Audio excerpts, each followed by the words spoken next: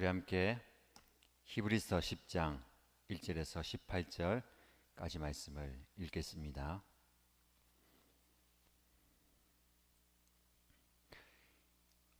히브리서 10장 1절에서 18절까지의 말씀입니다. 율법은 장차 올 좋은 것들의 그림자일 뿐이요 실체가 아니므로 해마다 반복해서 드리는 똑같은 희생 제사로서는 하나님께로 나오는 사람들을 완전하게 할 수 없습니다. 만일 완전하게 할 수 있었더라면 제사를 드리는 사람들이 한번 깨끗하여진 뒤에는 더 이상 죄의식을 가지지 않을 것이고 따라서 제사 드리는 일을 중단하지 않았겠습니까? 그러나 제사에는 해마다 죄를 회상시키는 효력은 있습니다. 황소와 염소의 피가 죄를 없애줄 수는 없습니다. 그러므로 그리스도께서 세상에 오실 때에 하나님께 이렇게 말씀하셨습니다. 주님은 제사와 예물을 원하지 않으셨습니다. 그래서 나에게 입히실 몸을 마련하셨습니다. 주님은 번제와 속죄제를 기뻐하지 않으셨습니다. 그래서 내가 말하였습니다. 보십시오, 하나님. 나를 두고 성경에 기록되어 있는 대로 나는 주님의 뜻을 행하러 왔습니다. 위에서 그리스도께서 주님은 제사와 예물과 번제와 속죄제를 원하지도 기뻐하지도 않으셨습니다. 하고 말씀하셨습니다. 이런 것들은 율법을 따라 드리는 것들입니다. 그 다음에 말씀하시기를 보십시오. 나는 주님의 뜻을 행하러 왔습니다. 하셨습니다. 그리스도께서는 두 번째 것을 세우시려고 첫 번째 것을 폐하셨습니다. 이 뜻을 따라 예수 그리스도께서 자기 몸을 단번에 들이심으로써 우리는 거룩하게 되었습니다. 모든 제사장은 날마다 제단에 서서 직무를 수행하면서 똑같은 제사를 거듭 드리지만 그러한 제사가 죄를 없앨 수는 없습니다. 그러나 그리스도께서는 죄를 사하시려고 단 한 번의 영원히 유효한 제사를 드리신 뒤에 하나님 오른쪽에 앉으셨습니다. 그리고서 그는 그의 원수들이 그의 발 아래에 굴복할 때까지 기다리고 계십니다. 그는 거룩하게 되는 사람들을 단 한 번의 희생 제사로 영원히 완전하게 하셨습니다. 그리고 성령도 우리에게 증언하여 주십니다. 먼저 이렇게 말씀하셨습니다. 주님께서 말씀하신다. 그날 이후에 내가 그들에게 세워줄 언약은 이것이다. 나는 내 율법을 그들의 마음에 박아주고 그들 생각에 새겨주겠다. 또 나는 그들의 죄와 불법을 더 이상 기억하지 않겠다. 죄와 불법이 용서되었으니 죄를 사는 제사가 더 이상 필요 없습니다. 아멘. 오늘 읽은 본문의 말씀을 중심으로 실체와 그림자라는 제목으로 함께 하나님의 말씀을 묵상하겠습니다. 이 땅을 살아가는 인간은 누구도 예외 없이 죄의 문제를 안고 살아갑니다.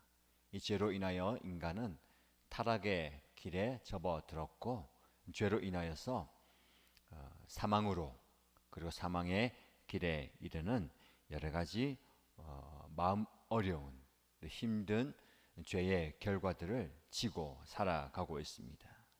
그러나 문제는 이 죄의 문제를 어느 누구도 스스로 해결할 수 있는 사람은 아무도 없다라는 겁니다. 죄의 노예가 되어서 죄의 수중에서 힘들어하고 괴로워하지만 거기에서 벗어날 수 있는 유일한 길은 예수 그리스도이십니다. 죄의 문제를 해결해 주기 위해서 예수님은 이 땅에 오셨고 오늘 읽은 10장에 보면 이 예수님께서 오신 역할 그것을 구약의 제사와 비유해서 설명하고 있습니다. 10장 1절 보시면 율법은 장차 올 좋은 것들의 그림자일 뿐이요 실체가 아니므로 해마다 반복해서 드리는 똑같은 희생 제사로서는 하나님께로 나오는 사람들을 완전하게 할 수 없습니다. 라고 말합니다. 무슨 말씀입니까? 구약에서 이스라엘 백성들은 제사를 매번 드려야 했습니다. 그렇게 매번 제사를 드려야 했던 이유는 하나님께 죄를 용서받기 위해서입니다.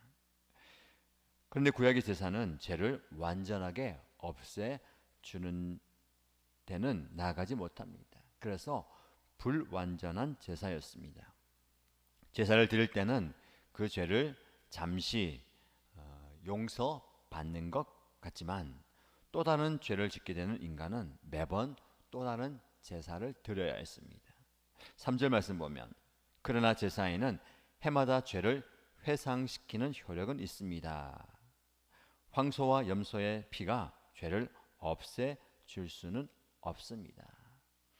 죄를 회상시키는, 즉 내가 죄인이구나, 죽어마땅한 죄인이고 이 죄의 문제를 안고 살아가야 되는 존재이구나 라는 것을 회상시키는 효력은 있다. 그러나 그 제사에 드리는 희생 제물 황소와 염소의 피가 죄를 완전히 없애주지는 못한다라고 말씀합니다.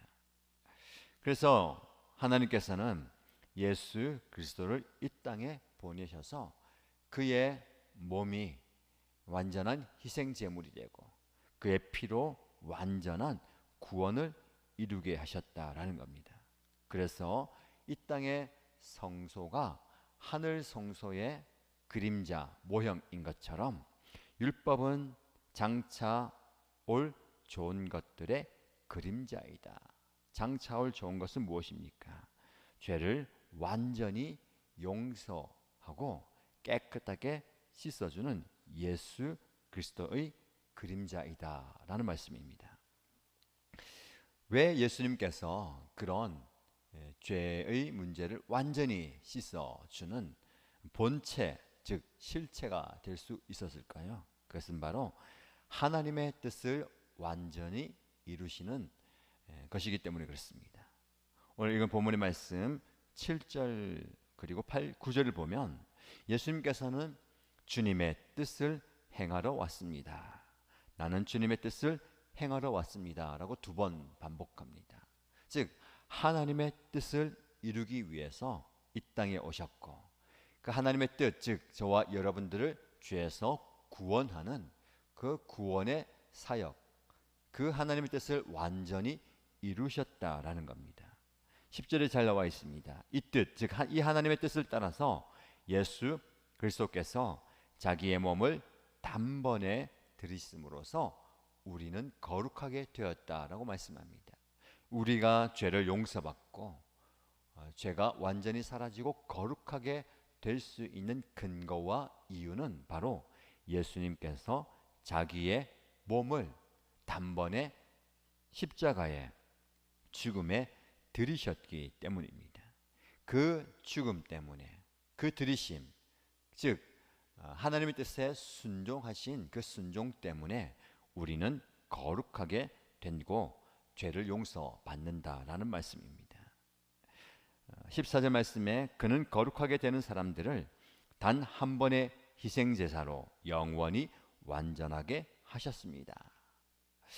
이전에는 매번 드려야 한 제사가 하나님께 나아갈 수 있는 유일한 길이었습니다. 그러나 그것도 불완전했습니다. 그러나 이제 완벽하고 완전한 구원의 길, 예수님의 죽으심을 통해서 우리는 영원히 완전하게 되는 길로 나아가게 되는 겁니다. 이것이 하나님께서 우리에게 주신 새로운 언약입니다. 자, 그렇다면 우리는 어떤 삶을 살아야 됩니까? 실체와 그림자.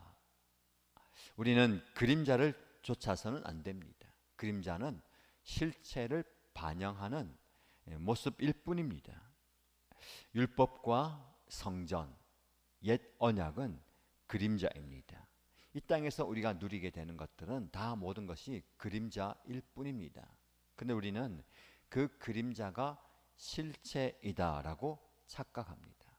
실체는 예수 그리스도이십니다. 즉 이 땅의 교회, 이 땅의 예배 형식, 그리고 신앙 생활이라는 겉 모습들은 본체 되시고 실체 되시는 예수 그리스도를 담고 있는 그릇입니다. 그림자입니다. 그런데 우리는 그 그릇과 그림자 외형의 마음을 빼앗길 때가 참 많이 있습니다.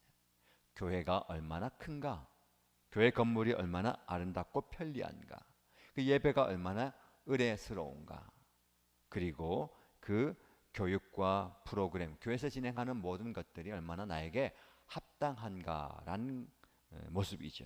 그러나 그 안에 실체가 없으면 빈 껍데기일 뿐입니다. 예수 그리스도가 없는 교회 건물, 예수 그리스도가 없는 사람의 모임, 예수 그리스도가 빠진 예배와 교육과 프로그램, 그것은 모두가 다 빈 껍데기입니다. 우리가 빈 껍데기 신앙을 경계해야 합니다. 그렇다면 저와 여러분의 신앙생활과 삶 가운데 본체이시고 실체이신 예수 그리스도가 계십니까? 저와 여러분의 마음 중심에 그리고 삶과 신앙에 예수 그리스도가 안 계시다면 빈 껍데기 신앙과 삶을 살아가고 있습니다.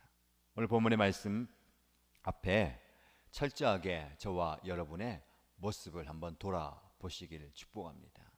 껍데기만 추구하고 있는 신앙은 아닌지, 그 껍데기의 화려함과 요란함에 속아 있고는 아닌지, 속아 살고 있는 것은 아닌지, 정말 우리 안에 실체 되시는 예수 그리스도가 존재하길 원합니다. 여러분의 삶에, 여러분의 신앙과 여러분의 헌신과 여러분의 사역과 여러분의 직분, 모든 신앙의 삶 안에 실체 되시는 예수 그리스도, 그분이 살아 역사하는 삶을 살아가야 할 것입니다. 예수님께서 저와 여러분들의 구원자이시고 우리의 삶의 중심이시고 우리의 참된 소망이십니다. 이 예수님이 살아 계시는, 그리고 역사하시고 존재하고 일하시는 우리의 삶의 모습, 신앙생활 되시기를 주님의 이름으로 축복합니다. 기도하겠습니다. 참 좋으신 하나님 아버지, 아직도 우리는 죄의 문제가 삶 속에서 해결되지 않아서 매번 절망하고 낙심할 때가 참 많이 있습니다. 그런데 나 스스로 이 죄의 문제를 해결할 수 없는 이 절박한 상황 가운데 영원한 제물이 되시고 온전하고 완전한 제사를 드리신 예수님으로 인하여서 우리의 죄의 문제가 완전히 해결되었음을 믿음으로 고백합니다. 죽음의 두려움과 공포에서 해방시켜 주신 것을 감사드립니다. 이제 영원한 제물 되신 예수님의 보혈의 능력으로 완전한 죄의 용서와 새로운 믿음의 법이 나의 인생 가운데 세워지게 됨을 믿습니다. 그리하여서 껍데기를 추구하고 껍데기만 바라보았던 신앙이 아니라 예수 그리스도, 내 삶의 실체이시고 우리의 신앙의 실체 되시는 예수 그리스도를 추구하며 그 예수 그리스도를 모시고 살아가는 삶이 되게 하여 주옵소서. 오늘 하루도 하나님의 말씀 앞에 하루를 열어갑니다. 연약한 나의 육체의 모습을 하나님께서 헤아려 주시고 새 힘을 공급하여 주옵소서.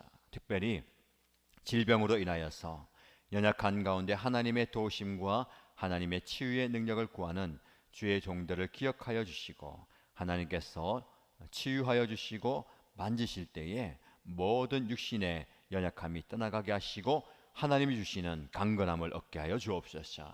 마음의 질병과 마음의 아픔과 상처와 여러 가지 정신적인 고통을 당하는 지체들을 기억하여 주실 때에 하나님께서 그 마음 가운데 참된 평안과 하나님의 위로와 하나님의 능력을 허락하여 주옵소서. 그래서 오늘 살아가는 하루가 복되게 하시고 내일을 기쁨으로 받아들이는, 맞이하는 주의 백성들 다 되게 축복하여 주옵소서. 그런 은혜를 우리에게 부어주실 줄 믿고 살아계신 예수님의 이름으로 기도드립니다. 아멘.